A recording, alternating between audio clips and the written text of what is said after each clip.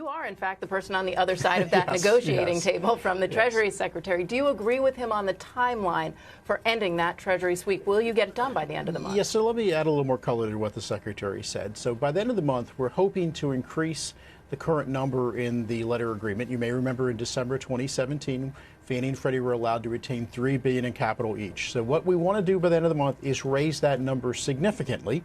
And then after that, we want to agree to make a change to the underlying share agreement that would hold a whole other host of issues, and that would set us on the path to ending conservatorship, which again, as we've talked about in the past, process-driven, not calendar-driven, have a number of things we need to put in place to get there. But the Treasury Secretary did say that he wants to see taxpayers compensated for this government backstop. That would mean an additional payment to the Treasury. Fannie and Freddie have already paid over $110 billion more than they initially drew. Do you feel they need to pay more to Treasury? So you may recall under the December 2017 letter agreement that when their capital allowed was raised to $3 billion, the preference, so the senior preferred the Treasury got, was also raised by $3 billion. And so we will likely keep a similar framework in this letter. But I do want to emphasize the Secretary and I are still working on this. But how much do you think they need to retain? $3 billion is not even close. In congressional hearings, he said about $100 billion.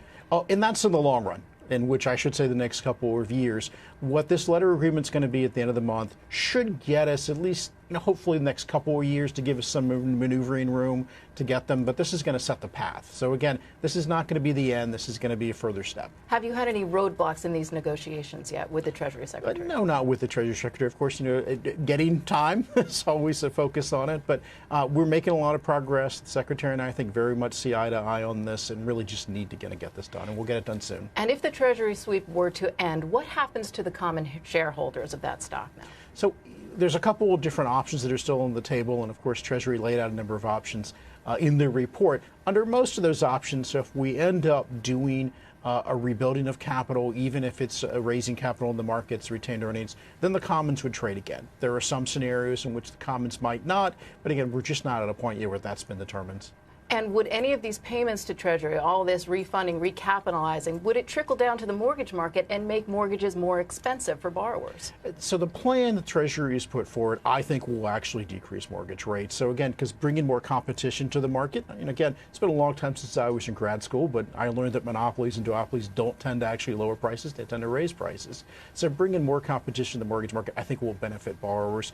Also important to keep in mind, if you look at the cost of mortgages as a spread over Treasuries during conservatorship, it's actually been higher than historically has been the case, not lower. So you think it could be lower? Interesting. Yeah, absolutely. Now, could I ask you to respond to a court decision last Friday that said not only was the Treasury sweep illegal, but that also your position as director of the FHFA is unconstitutional, much like the argument they're having with CFPB? Well, let me first assure you, I intend to be here for another 4 years, 7 months, and to serve the remainder of my term.